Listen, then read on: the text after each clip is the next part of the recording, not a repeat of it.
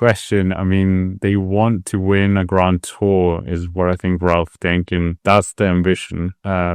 Short term, that seems fairly doable unless a certain Ringo or Pogacar is on the start line of whatever race. But yeah, Remco Evenepoel, how do you see this going? Is he going to win the Tour de France? On paper, we know he's a great one-day racer, the Olympic double champion, the current national European, world, and Olympic time trial champion. He's probably going to be regarded as the best time trialist ever by the time he hangs up his wheels, if he follows in a similar trajectory. Tour de France, yeah, he finished third in 2024, but 2025 we saw a bit of weakness there. And you always say this as well, when the real hard part, he just taps out sometimes. That's kind of the notion. He is a Vuelta a España winner, but obviously there was no Pogacar or Vingegaard in that race. So I don't know, with Florian Lipovic, yeah, what do you see for Remco Evenepoel within Red Bull Bora Hansgrohe? How would you play him, and which Grand Tour would you send him to?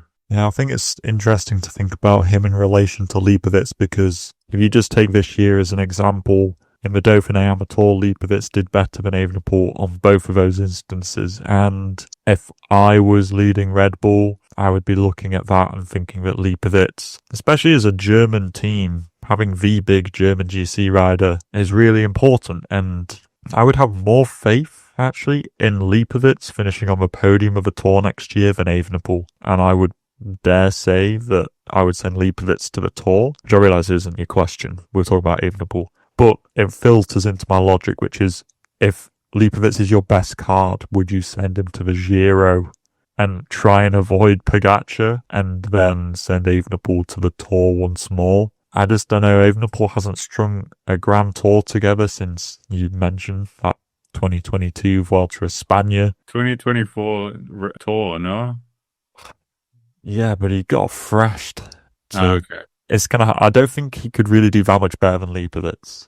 Is Evenepoel going to win the Giro if you send him that? Maybe. There's definitely rumours of Vingegaard going there next year as well, so I don't think it's an absolute certainty. I feel like Evenepoel's a bit flaky in the Grand Tours, and I wouldn't have complete confidence that he'd win the Giro if you just send him there. But what else are you going to do? Basically, what I'm trying to say is I don't think Evenepoel's going to win a Grand Tour next year, so I guess I'd send him to the Giro. But there's talk of him doing a couple classics as well, and whether those two would work together or not. And then what's he going to want to do late season? He's going to want to do World Champs, obviously, because it's going to be a good course for him and he's a good one-day racer. So the Vuelta doesn't seem like that good of an option to put in there either, especially as I think the Canadian Classics and the end of the Vuelta overlap, from what I remember from a previous video that we did. So Giro, massive hiatus period, and then we just cobble classics straight to Giro.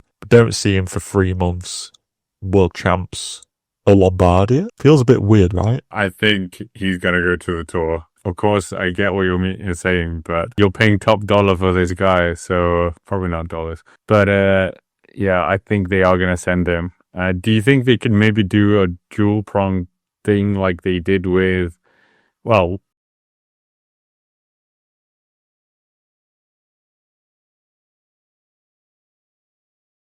could that work or not? At least then they have the backup plan of Lipovic or Remco if it doesn't quite work. And I mean, that leads into Roglic, but we'll talk about him later. I think that makes a lot of sense. You could definitely do that. I say having that backup plan is quite, if you were managing that team, I'd be quite comfortable to know, okay, we've got 2 guys who finished on, the 3rd place step of the last 2 Tour de France's. So we've got a good chance that we're going to have the 3rd place guy this year. But it's about how we're going to get on that top step of the Grand Tour. Would it be better to send Lipovic to the Giro, even though he's your previous podium finisher? In my opinion, a little bit more secure than Evenepoel, and he's your big German star for your big German team. But would it be better to send him to the Giro and then send a Hindley? And what about Lipovic, Pellizzari at the Giro, Hindley, Evenepoel in the Tour, and then whoever's can be bothered in the Vuelta? Vlasov, there you go. Vlasov is going to get called up. Who else would you surround in that team then with Remco? In the Tour? Yeah. Where's Danny Martinez in this? Where is Primoz Roglic in this? Roglic is going to get the Vuelta because that seems to be the only place he can do well. Tour starts in Catalonia. It's just exactly. Oh, send him there for 2 days. Who would I send elsewhere?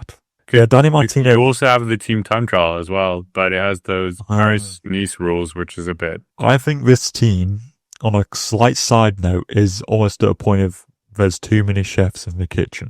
And this is a unsustainable level, and people are going to go in the next season or two to try and level the ship. I think this is just going to be a bit of an uncomfortable season. A bit like when you finish your Christmas dinner and you have to undo the belt because it's just too tight. It's like that.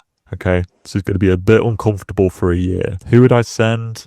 Martinez is a good point because this is a guy who in 2024 was on the podium of the Giro d'Italia. So I think for the Tour, I would probably send something like Tratnik. I would probably send Martinez as well. I would send Finn Fisher Black, but maybe I'm just biased because I quite like him as a rider. Would I send Piffy, maybe? I would scrap the sprint thing. I would send Mayus to the Giro, probably, instead. I would probably send one of Mick or Tim Van Dijker. You could send both of them if you want to. Yeah, Gianni Vermeersch, the Van Dijkers. What's that? 3. Evenepoel, 4. Hindley, 5. Martinez, 6. Piffy, 7. Roglic. No, I'd send Cataneo, maybe.